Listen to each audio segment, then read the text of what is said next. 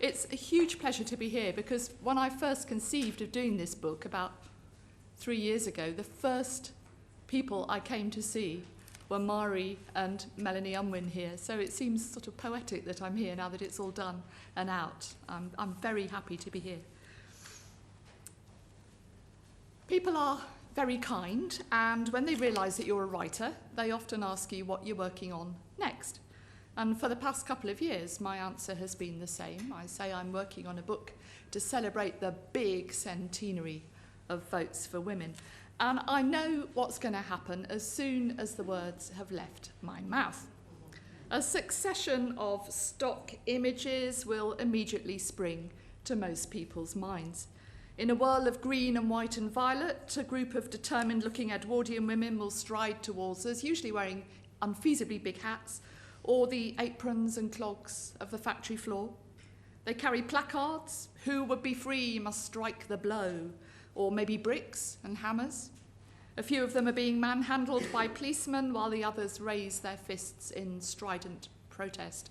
And Ethel Smythe's March of the Women is probably playing in the background.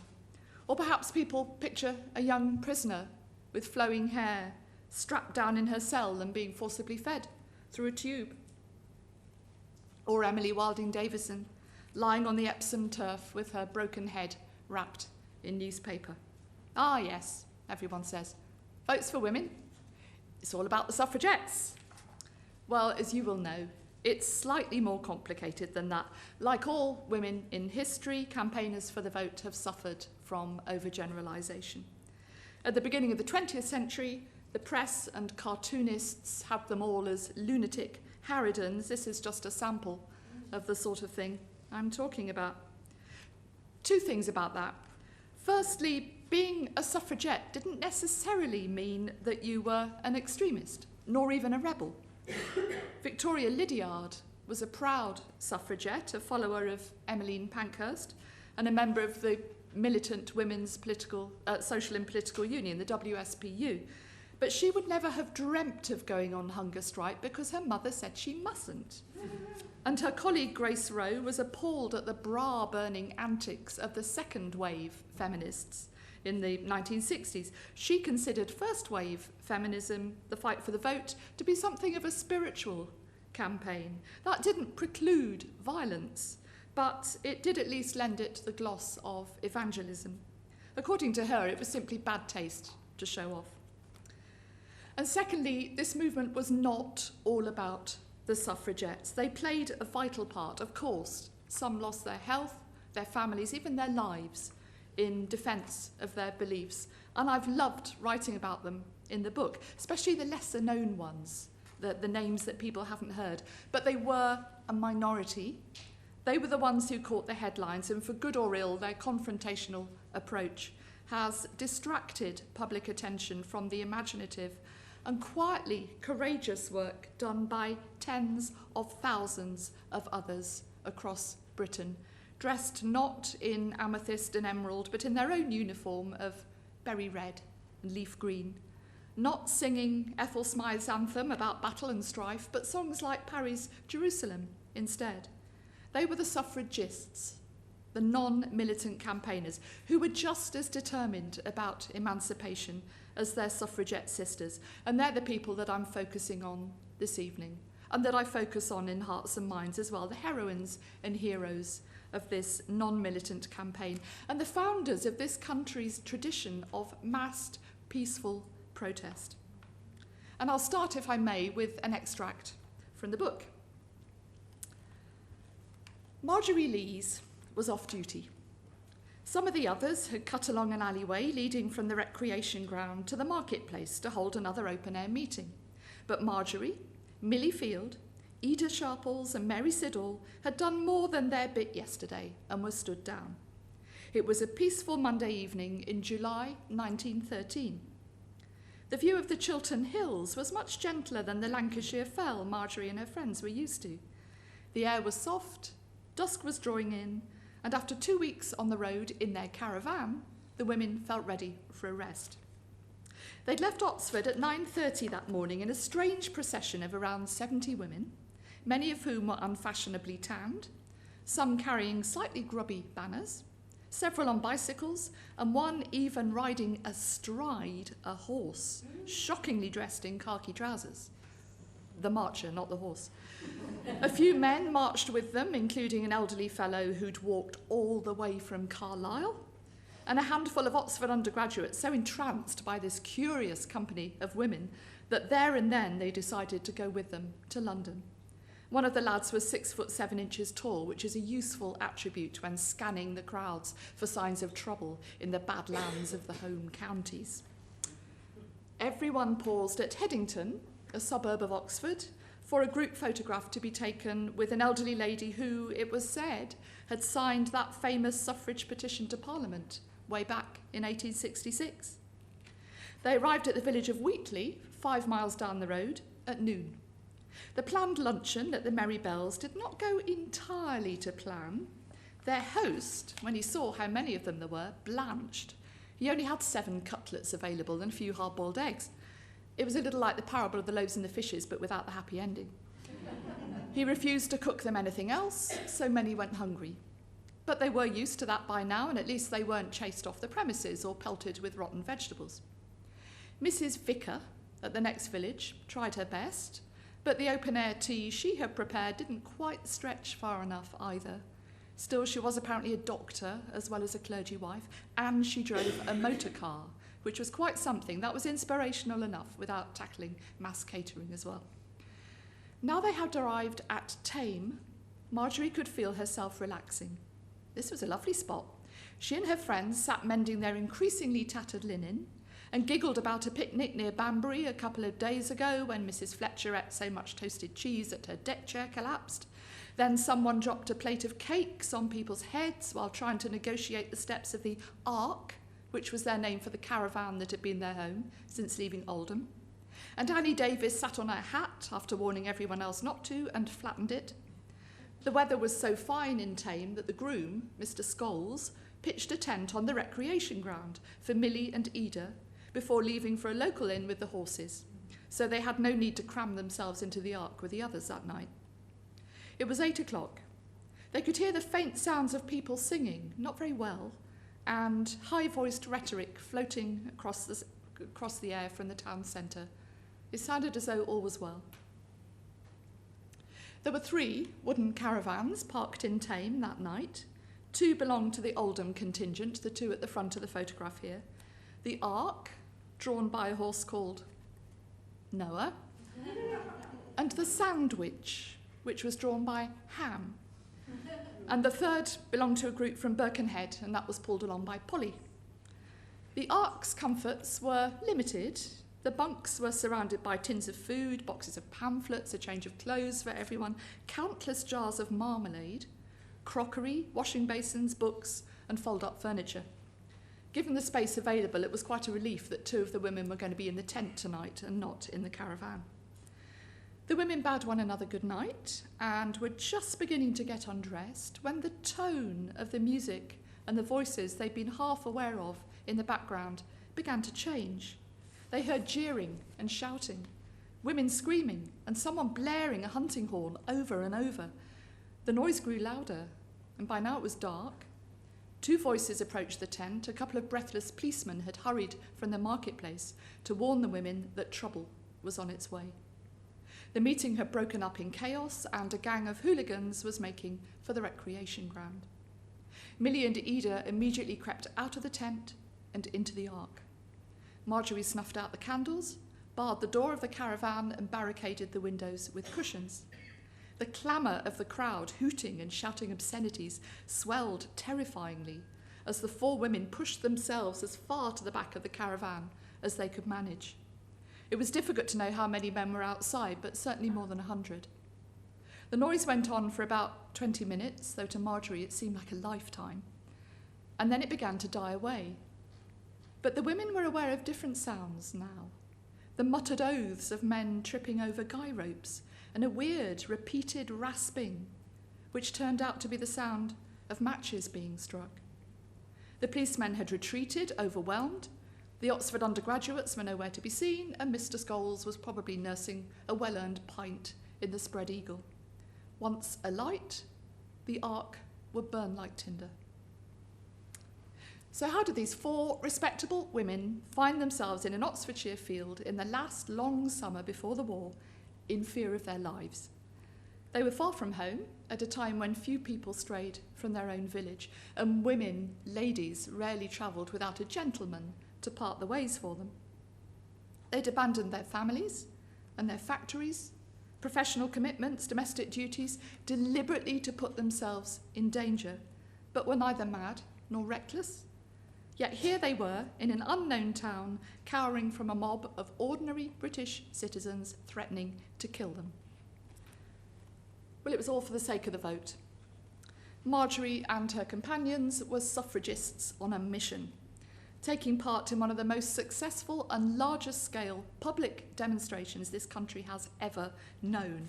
It was called the Great Pilgrimage of 1913. It was a 6-week massed protest march from all points across the UK, punctuated by hundreds of meetings like the one at Thame, and culminating in a rally in Hyde Park of some 50,000 people. So why don't we know more about it? 100 years on from the first women being able to vote in parliamentary elections in this country, the spirit of that march is still changing lives. And it certainly changed lives back in 1913. More about the pilgrimage in a minute. I'll just briefly put Marjorie Lees and her companions in context a little bit, and apologies if I'm teaching my grandmothers to suck eggs with this.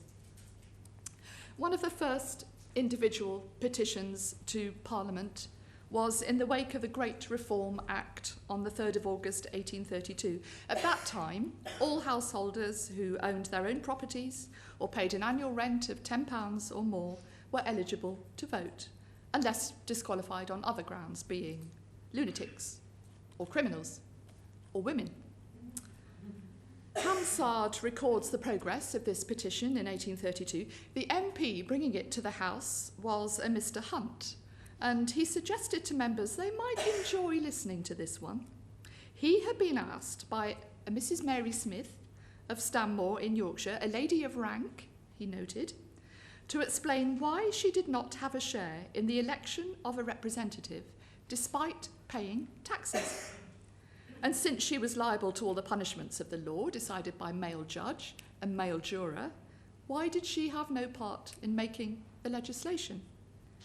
Someone in the House made the point that it would be rather awkward if juries were half male and half female. What would happen if they had to be locked up for the night together? This might lead to considerable embarrassment. Hunt replied, no doubt to guffaws from the floor, that he knew the honourable member was frequently in the company of ladies for whole nights, but wasn't aware of any ensuing mischief. Ho, ho. The petition was then laid on the table. In other words, it was thrown out. But now, once the precedent had been set of broadening the franchise just a little bit by the 1832 Act, a more concerted campaign for women's suffrage began to emerge with real hope of success. But the more campaigners raised their voices, the louder brayed the opposition. According to anti-suffragists, women were not only intellectually incapable of meaningful political activity, they were physiologically and emotionally a mess. How could somebody with this and nothing else in their heads be trusted to influence the government of the country? Just as the eminent Dr. Henry Maudsley claimed in 1874 that if women used their brains too much, their wombs would wither, so Sir Amroth Wright, who was another medic, wrote some 40 years later that, and I quote, "No doctor can ever lose sight of the fact that the mind of woman is always threatened with danger from the reverberations of her physiological emergencies. That there is mixed up in the women's movement," he warned gravely, "much mental disorder." By woman's physiological emergencies, he meant, of course, her periods. According to Sir Amroth, peace would not ensue when women got the vote. On the contrary, it would only be achieved when she gave up, calmed down, accepted her natural disabilities, and stopped picking on men. In fact, when she ceased to resent the fact, and I quote, that man cannot and does not wish to work side by side with her. In a diatribe that even at the time seemed a tad extreme, Sir Amroth went on to state that only unfledged girls and the sexually embittered are likely to be moved by arguments in favour of women's suffrage, that women didn't deserve the vote because they didn't earn enough money, and that they only wanted it in the first place because they were naturally jealous of men. Then he pulled out his trump card. The civilised world was fashioned by men. Therefore, it's only fair if men have dominion over it. It wouldn't be fair if women muscled in now that the job was done. It's a mistake to think that everyone opposed to giving women a vote thought in the same terms. The popular argument, with which I'm sure you're familiar, was that women had their own sphere, the home, and that their strengths were more spiritual than political. They could and should exercise influence solely through bringing up the family in piety and economy, and by supporting their menfolk in all things. After all, everyone knows that behind every successful man there sits or stands a woman, and it's better to possess a voter, so they say, than a vote. Be satisfied, dear ladies, with that. Of course, they were not satisfied. Before 1950, the scrolls on which petitions were presented to Parliament were routinely consigned to the furnace. A few have survived, but the most significant petition of all in the history of the fight for women's suffrage is sadly not among them. It was drawn up in haste in 1866 and included 1,521 signatures, ranging from the female celebrities of the day, there weren't many, Mary Somerville's there, the writer Harriet Martineau, to Ellen Nichols, who was a governess from Hampshire, the divinely named Bathsheba Pilbeam, who was a grocer, and a charwoman, Emma Tingle. The petition was delivered to MP John Stuart Mill by two pioneers, Elizabeth Garrett Anderson, the first woman to qualify as a doctor in England, and Emily Davies, who founded the first women's university college in the country, Girton. Here they are in a slightly ridiculous painting, I have to say, looking as though they've just stepped off the set of a low-budget costume drama. Out of the committee behind this 1866 petition grew a number of women's suffrage societies across the British Isles, which eventually amalgamated into the National Union of Women's Suffrage Societies, the NUWSS, in 1897. At their head was Dr. Garrett Anderson's sister, Mrs. Millicent Fawcett. Individuals of some charisma began to take up the cause. Jessie Cragan was one of the Scottish campaign's most spirited evangelists. She was the daughter of a ship's captain and an Italian actress, and had some experience of the stage herself. This shone through when from 1870 onwards she started travelling around the United Kingdom, holding meetings on such subjects as the rights of women and the wrongs of women, and keeping audiences in thrall with her booming voice and huge stage presence. She must have covered thousands of miles, I think, with her dog Tiny, who was probably nothing of the sort, between Cape Wrath and Cornwall. And she used to employ somebody with a handbell to march in front of her every time she wanted to hold a meeting. And then when enough people had gathered, she would climb onto a makeshift platform, then clamber onto a chair and begin the show. However they chose to go about persuading other people, most suffragists at this stage agreed on what was the point of women having a vote. It wasn't just a matter of natural justice. Women sought political influence to change things that had too long remained unchanged. Child poverty, sweated labour, the white slave trade, trafficking and prostitution, liquor laws, inadequate medical services, desperate working conditions, all these were scourges affecting women and urgently in need of reform. When Marjorie Lees and her companions set off in the Ark, full of hope and excitement, somewhat in the spirit of Jessie Cragan, really, they were marching not just for the vote for themselves, but for a better world.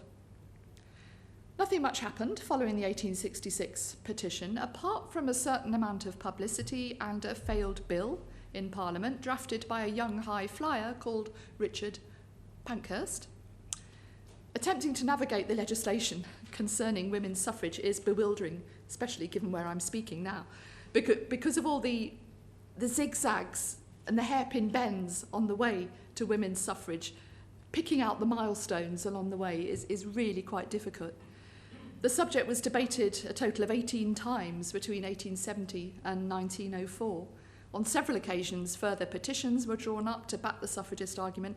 Over 186,000 signatures were submitted in 1871, nearly 328,000 in 1873. I hope that just gives you an idea of how this wasn't just a flash in the pan round about sort of 1913, 1914. Campaigning had been going on for a long time. And I think the strength of the campaign speaks volumes of the various suffrage societies' organisational skill, and most of all their persistence. I mentioned the NUWSS a few minutes ago. It numbered about 600 branches at its height and over 100,000 members. At the time it was founded, everybody fighting for votes for women was called a suffragist. A Daily Mail journalist, writing on the 10th of January 1906, coined the term suffragette. It was meant to be disparaging. The diminutive suffix was supposed to suggest a frivolous, girlish attitude. And a sham, just as leatherette was sham leather, cashmerette was sham cashmere, both current terms at the time. A suffragette was a sham campaigner. Members of the WSPU, founded by Dr. Pankhurst's widow Emmeline in 1903, chose not to take the hint. They embraced the term, and their slogan, "Deeds not words," signified a new age of proactivity in women's politics. The WSPU was designed to stir up, rejuvenate, ginger up the suffrage campaign, and it developed into a far more substantial thing, an engine for change fueled by the conviction of its officers and members. A great deal has been said about the suffragettes and will continue to be said, and about the WSPU, about how the militant campaign evolved during the next 10 years or so and how the authorities responded to it. So much so that, as I hinted at the beginning of this talk, many people think the fight for the vote was their fight and theirs alone. I do write about them in the book, how could I not? And I mentioned the WSPU, of course. I have first-hand accounts by hunger strikers, and there's forcible feeding. My focus, though, is the non-militant majority. And because the suffragists have been comparatively ignored in the past, I have particular fun researching them. It's been really exciting and really revealing to find untouched diaries and unseen letters, and the keepsakes and souvenirs of a personal as well as a political revolution. Even ordinary official documents have a certain charm to me. The archives and minute books of suffrage societies around the country, for example, which you might think would be incredibly dull, but they're not. They're so exciting because they're so democratic at a time when women were simply not used to democracy. And also they're full of fascinating, fleeting details, like what colours look best in the light of oil lamps when you're on the platform speaking at an evening meeting. Never wear mauve. Or where to get the buns for refreshments, which is a local co-op, of course. It's in forgotten notebooks like these that one learns the tricks of the suffrage trade. If you're out campaigning, for example, and have any cardboard handy, you might think of slipping it under your bodice in case matters get out of hand and people start throwing things or manhandling you. Cardboard makes surprisingly sturdy body army, especially if moulded to your body in the bath first, and then allowed to dry. It was certainly better than the padding material that the visiting American suffragist Alice Paul used to protect herself on a march in London. According to an onlooker, her buttons tensed over the padding like hounds on a leash. I quote, "When a few minutes later, under the excited gaze of an expectant crowd, the rough handling began, the buttons, strained beyond endurance, broke from their moorings in swift succession, and the padding, like the entrails of some woolly monster, emerged roll upon roll. She looked rather like the Michelin tire advertisement coming undone." The crowd was, of course, highly diverted. "Oh, look," they said, "that one's got stuffing." And when you're talking about a grand historical episode like the fight for the vote, there is a danger of treating the people concerned like celebrities or ciphers or even cartoons. And it's easy to forget that they really were real people. They were us. I heard about Phyllis Keller in a letter she wrote from prison, which has been treasured by her family ever since. She was a suffragette, not a suffragist, so she didn't join the pilgrimage, which I will start talking about soon, I promise. But I want to mention her here because it's important that you get an idea of the diversity of the campaign, and also that you don't think that all suffragettes were rather po-faced, which again is another image that sometimes comes across. Phyllis Keller was arrested on the 5th of March 1912 for breaking the windows of arch anti-suffragist Lord Curzon. She was sent to Holloway, and the letter she wrote home to dearest old mum a fortnight later is teeming with news. This is just one of several pages. First of all, she gets practical matters out of the way. She's sending all her dirty washing home and requests some clean handkerchiefs, a nightgown and her tidy blue coat and skirt in return. There's a new rule about food inside. As long as it's not sent by post, she is allowed any amount. She'd like Mum to arrange for 2 whole days' supplies a week, please. Make sure there's some liquid honey, a pot of marmalade, and a bottle of camp coffee essence. Potted meat is especially welcome, much better than the collapsible pieces of pie you sent last week, Mum. She'll manage on the prison food for the rest of the time. When she's released in a week or so, can there be a taxi waiting to collect her? She can hardly be expected to walk across London with all her bags. The most exciting thing that's happened recently is that Mrs. Pankhurst has moved into the next but one cell to Phyllis. And next to Mrs. Pankhurst is Dr. Ethel Smythe. Mrs. P is far nicer than she looks. She's ripping, writes Phyllis. And Dr. Smythe plays the organ in chapel, making the services there slightly more bearable than usual. The main trouble is that there's no ventilation at all in prison. So when everyone is packed into the same room as they are at prayers in chapel, it's difficult to breathe, and people are routinely carried out, having passed out. Luckily, Dr. Garrett Anderson is also an inmate at the moment. She's such a dear. Phyllis used to think she would never, ever want a lady doctor, but if they're all like Elizabeth Garrett Anderson, why would you want anybody else, she says. I have to tell you at this point that Dr. Garrett Anderson's bedside manner was described as brusque at best elsewhere. She once emptied a vase of flowers over the head of a recalcitrant patient. Phyllis tells Mum how she's spending her leisure time, of which there is admittedly a tad too much. They play rounders or hockey with a rolled-up sanitary towel for a ball. They're permitted to sit outside as long as they like, within reason, providing they're doing prison work. Phyllis is working on a shirt. And then there's housework.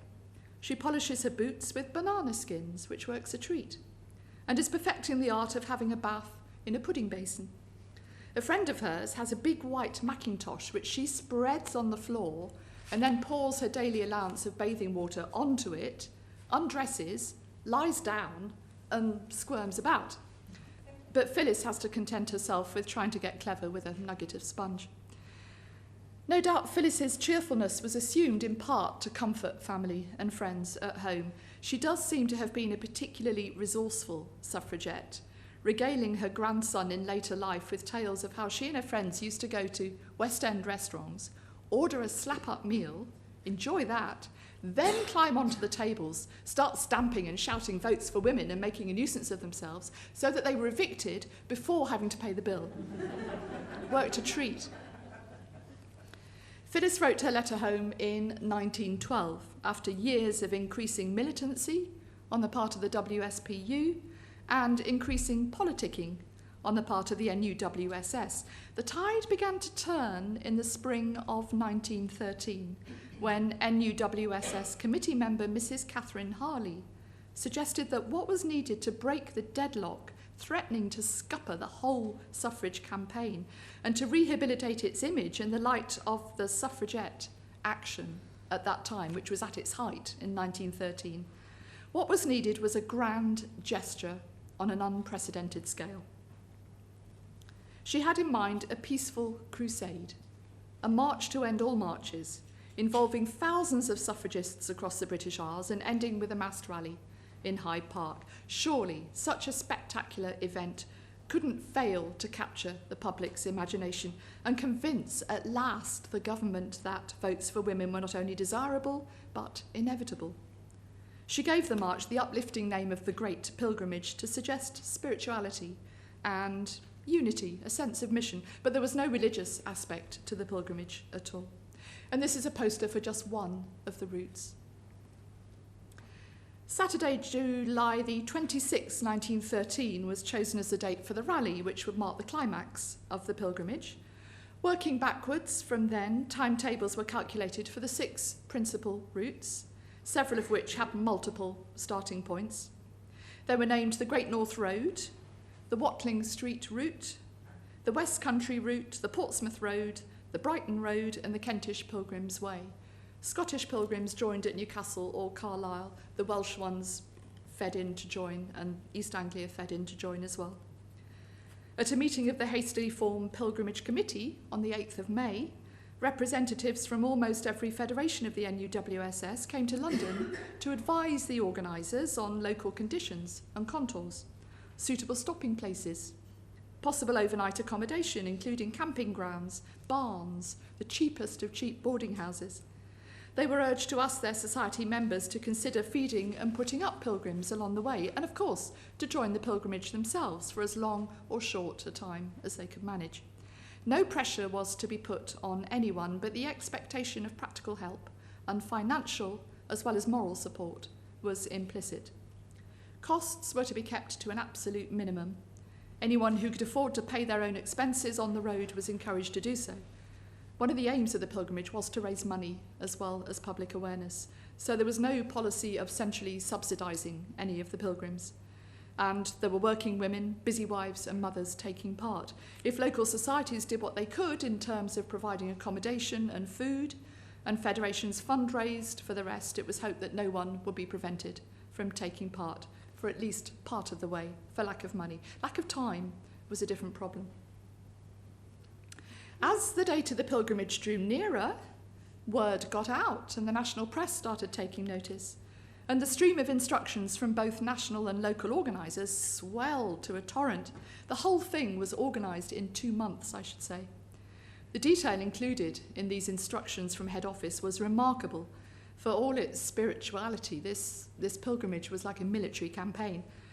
Every pilgrim who'd signed up in advance was given a village-by-village itinerary with all the information they could possibly need, where to stow your banners in Stockport, who would be their hostesses in Cambridge, where to buy paper drinking cups at a halfpenny each in Cheshire, who was eligible to ride in a motor car and how to apply for permission to do so, and most importantly, where the ladies' lavatories were, which is very, very few and far between. No one was allowed to bring more than a single piece of luggage in addition to the regulation NUWSS knapsack. Those on the shortest route, starting from Brighton, were to set off on the 21st of July, but the longest routes from Carlisle and Newcastle and Land's End would take a full 6 weeks. That meant leaving on the 18th of June. Aristocrats marched shoulder to shoulder with colliery girls, academics with housewives, the young with the old, and men with the vast majority of women. The Great Pilgrimage was about solidarity and mutual support. People joined in or dropped out along the way, each wearing the suffrage colours of red, green and white, and sparing as much time as possible from the ordinary round of daily life. Many stayed the whole course, travelling as far as 300 miles during the 6 weeks, from the middle of June to the end of July. And do remember that a lot of these women will never have been beyond their own little cluster of villages before, let alone marching over the horizon to the big city. Most of them walked. They were expected to cover up to 20 miles a day, and their feet swarmed with blisters. The less able rode in horse-drawn caravans like Marjorie Lees's Ark, on horseback, in the occasional motor car. The cars were really just for the luggage, and on bicycles, lots of bicycles. Everyone did what they could. I heard of one busy housewife and mother from Nottinghamshire who would love to have joined the pilgrimage if she possibly could, but she couldn't afford the time or the money to do so. And what she did instead, just as her little contribution to the campaign, was to gather up scraps of food from the family's table for a week and then wrap them up carefully, take them to the pilgrims as they passed by and offer this little pat lunch to help keep them going on the way to London. And that was her contribution to the fight for the vote, and it was a very precious one. The purpose of the Great Pilgrimage was to demonstrate to Parliament and the people how many, and I quote, quiet, home-loving women of England wanted the vote. They had been tasked to do exactly that by Mr. Asquith. He said, if you can prove how many, he didn't say ordinary people, but that's what he meant, if you can prove how many of them want the vote, then maybe we'll do something about it. They also wanted to prove that not every campaigner for women's suffrage was a battle axe or a rebel or a suffragette. National and local newspaper editors were alerted well in advance and asked not only to report on the passing of the Great Pilgrimage through their region, but to publish a letter explaining exactly what it was all about, clearly distinguishing between the law-abiding suffragists and the militant suffragettes. Some editors complied with the latter request, some didn't. Many of the audiences at the alfresco suffrage meetings that pilgrims held, as at Tame, didn't read the papers anyway, perhaps couldn't read at all. One of the pilgrims' attackers explained that he saw their banners, but he didn't know what non meant. The banners said they were non-militant. He attacked them anyway. And I should explain here that one of the reasons that people like Marjorie and her party were attacked when they held meetings along the way in the pilgrimage was that the anti-suffragists got hold of the itinerary and sent people to each meeting place a day or two before the pilgrims arrived, whipped up the audiences and said, oh, they may call themselves peaceful, but these are the same suffragettes who are throwing bombs, hurling rocks, trying to kill politicians in London. They're coming to your village tomorrow. What are you going to do about it? So that's why a lot of the pilgrims got such a violent response when they arrived. Accidents and injuries were common, from traffic, grumpy horses fed up of towing caravans, stumbles into potholes or heavy mud.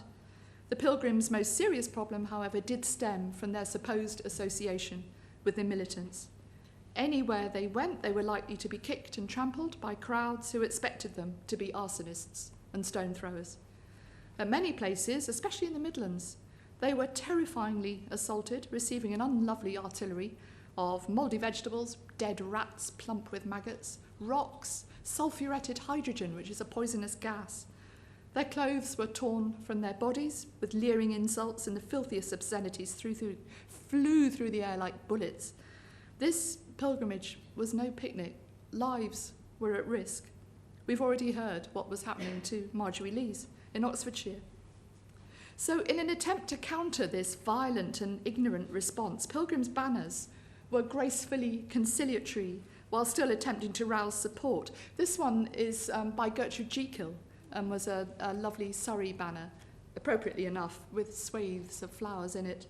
And this, I think, is one of my favourites. This is the Cambridge Alumni Suffrage banner. And they would have slogans like, by faith, not force, or weaving far and weaving free, England's web of destiny. I love that one. And they emphasised the pilgrims' law-abiding approach. It didn't always work.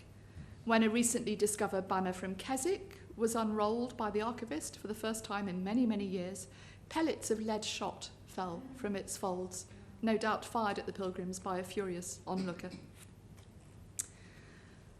I'm afraid you'll have to read the book to find out what happened to Marjorie Lees after those matches were struck that summer night in Tame, and to share this awfully big adventure, as I have, with these pilgrims. I love that they came from so many different backgrounds, discovering strengths that they never imagined they had, individually and collectively, and exploring the value, the heady power of solidarity for the very first time. I hope you can tell how much I enjoyed researching this book and the people that I came across it metaphorically while I was doing so. A male student who joined the pilgrimage in Oxford was also delighted by the company. I have lunched with pilgrims, he said. I have tea'd with pilgrims. I have dined with pilgrims. And the whole time I have heard more stories that I wouldn't tell my sisters than ever before. I've decided the story of it is like some glorious sort of post-Edwardian road movie with these characters coming together from completely disparate backgrounds and making fast friends on the march, achieving something amazing, having a huge party at the end of it, and then having to go back and hopefully prepare for government. I think the diversity of the pilgrims really brought home to me how this movement was not something that was conducted by celebrities or other people. It was conducted by people like us, people who belong to us all. There's Emily Murgatroyd, for example, who was a mill weaver from Burnley, and she was her family's main breadwinner.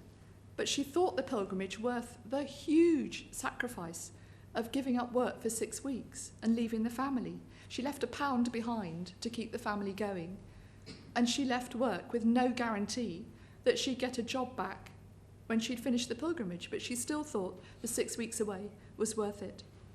There's a lovely young mother called Gladys Duffield, she was nicknamed Skinny Lizzie by the rest of the pilgrims. She joined in the Lake District entirely on impulse. She saw the pilgrims in the distance and thought, oh, I wonder what they are. And somebody said, oh, they're suffragettes. And she'd only come across suffragettes in the village pantomime before. So she went along just to see if they really were the monsters that they were reputed to be. Turned out, of course, they weren't suffragettes, they were suffragists. And she was completely won over by them. She joined them for the rest of the pilgrimage. She left her daughter with her mother-in-law, with Granny, and said, I hope you don't mind, I really feel as I want to do this. Will you look after the girl? And mother-in-law said, I've been a secret suffragist for years. I would love to go on the pilgrimage myself, but the least I can do is look after my granddaughter. So that was fine. There's Alice New from Birkenhead, who I found out about in a university library in North Carolina in the States. She rode a bicycle virtually all the way with her sister Hilda, was nearly killed by anti-suffragists in the Black Country. There's Lady Rochdale, who by the end of the march was so hot and smelly, her words, and looked so thoroughly disreputable that she was refused a room at a hotel. She was thrilled by this. There's young Jack from Devon. You can see him in this picture just by the horse's head. It was Jack's job to look after the horse and drive the caravan, but he decided that what he really wanted to do was become a policeman so that he could protect the ladies who wanted the vote. And standing next to him is the elderly and gloriously unfit Annie Ramsay, who'd only meant to wave her doctor daughter off at Land's End on the pilgrimage, but somehow she was still there when it got to London. These are our homely, passionate great-grandmothers, our eccentric great-aunts, ladies and lads and dads and workers and women all coming together, everyday people doing a really extraordinary thing. When asked by someone what bound them together, one of the pilgrims gave what I think is an inspired answer. We're representatives, she said, of every woman. We are just the comparative few who had the nerve and strength to leave their homes and endure a few weeks of hardship in order to help their less fortunate sisters. Women old and young, drawn from all ranks of life and yet bound together by a common tie of sisterhood, powerful enough to break down all differences in age and social standing. Mothers and daughters as true comrades, peeresses and mill hands as real friends, all stepping out together to convert England. And that's what they did. The Great War intervened, but I have no doubt that the success of the Great Pilgrimage did more to win women the vote than any other single element of the suffrage campaign. After witnessing it, even Prime Minister Herbert Asquith, no friend to women's suffrage, was forced to confess that he was struck by the suffragists' dignity and stamina and powers of persuasion at a time when the unpopular militant suffragette campaign was at its white-hot height. When asked afterwards by one of the pilgrims whether he would now admit that women had finally won the right to be called people in a legal sense, and therefore to vote under the terms of a representation of the People Act, Mr. Asquith is said to have replied, albeit a little bit doubtfully, that, yeah, he supposed women were people after all. The NUWSS leader, Mrs. Fawcett, a part-time pilgrim herself, she was beside herself with joy when the Representation of the People Act received royal assent on the 6th of February 1918. We've won, she sobbed, laughing. We've won. So what was their legacy, these steadfast mothers of our democracy? It's said that Mahatma Gandhi was inspired by Mrs. Fawcett and her campaign when he first embraced passive resistance in 1907, going on himself, of course, to inspire millions more. Suffragist processions became the pattern for countless peaceful demonstrations on the streets of our towns and cities in this country and abroad. The pilgrimage foreshadowed a much more famous occasion, perhaps unjustly so, when 200 men marched from Jarrow in 1936. The women of Greenham Common enjoyed the same sort of dedicated sisterhood as the pilgrims did, any one of whom might stand as a role model today. The Great Pilgrimage is at the root of our flourishing tradition of peaceful massed protest and at its heart. It was the suffragists' answer to both the fanaticism of the militants and their own perceived lack of heroism, a statement of belief in the power of ordinary women and their ability, when working together, to turn the world upside down without violence or hatred. It was dangerous, it was difficult, it was physically and emotionally challenging, to say the least, and it broke every rule in the book about how Edwardian ladies of every class were supposed to behave. But it was glorious too. It was a peaceful fight against low expectation, low self-esteem, constant stereotyping, and the spurious comfort of the status quo. And perhaps unlike the suffragettes, the suffragists have faith that victory was assured as long as they walked calmly towards it to claim it, rather than charging at it in fury. We can't give them and their militant sisters much in return for their efforts, except a promise to use the vote that they fought so hard to win, and wherever it's necessary, to keep on fighting. Thank you.